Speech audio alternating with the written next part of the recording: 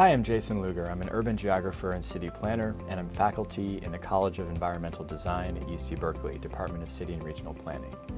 In this fifth and final course in the series Introduction to City Planning, we're going to do something different, which is look to the future.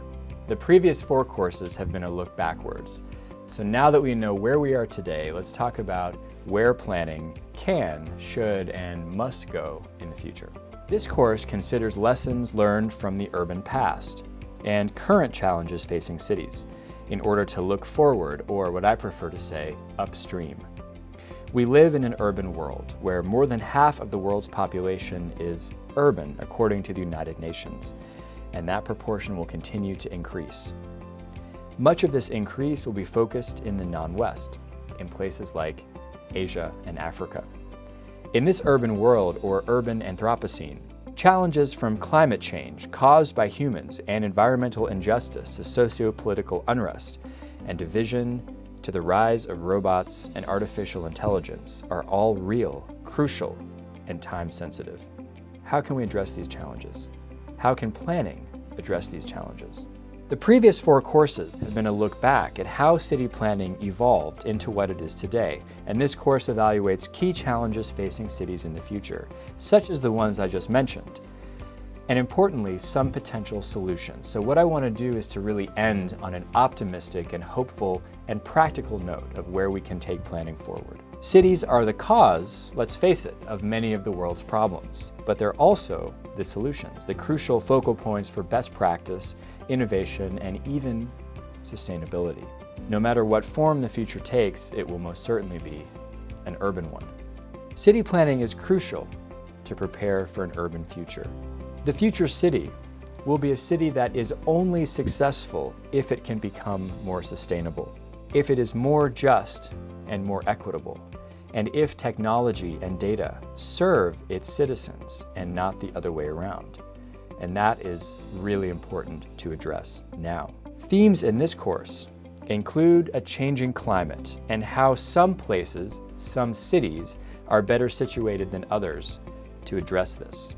This means the need to look beyond the West and the global North, since most urban growth will occur in the global South. This does not mean that the global South needs to try all the planning techniques and make all the mistakes that we've made before.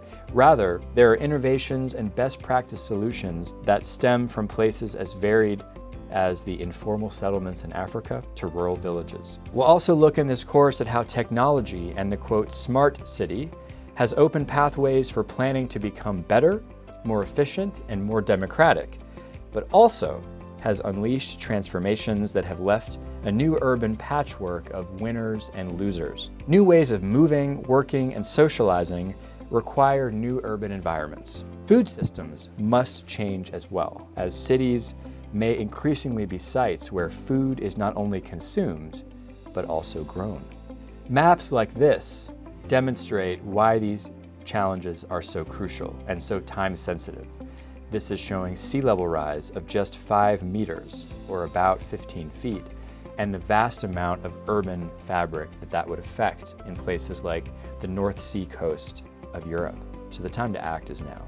Students in this course will understand the evolution of contemporary planning by comparing previous movements and the origins of modern design, social reform, policies, and politics. Together we'll identify key global shifts in the cultural, economic, political, and industrial relationships and hierarchies between and across different cities. We'll recognize how city planning as a discipline emerged from the ideas of writers, politicians, architects, designers, and social reformers. We'll compare and contrast the ways technologies and innovations change cities and the way planners must plan for cities, from old technologies like the aqueduct to the railroad and automobile, and looking into the future, the implications of automation, robotics, and artificial intelligence. We'll critically evaluate how historical planning movements were successful and how we can still borrow from these older movements, but also how and why they were failed, and why some cities rise and fall over time. This is especially important in understanding and reckoning with the city of tomorrow. And finally, We'll recognize and assess the relationships between planning, the economy, politics, and society, the way that industrial innovation gave rise to revolutions and transformative social movements, and make links to the contemporary urban world. After this introduction, we'll look at the idea of the smart city, the way data is making urban life better and maybe worse. We'll look more closely at the changing climate and what that means for the future city, and how the future city can actually help to solve this. We'll look at solutions and innovations coming from the non-Western world, the future city in the global South. We'll conclude first by looking upstream, thinking together about policy fixes, and finally we'll wrap up by looking a little bit back at some of our key discussions in the past 5 courses.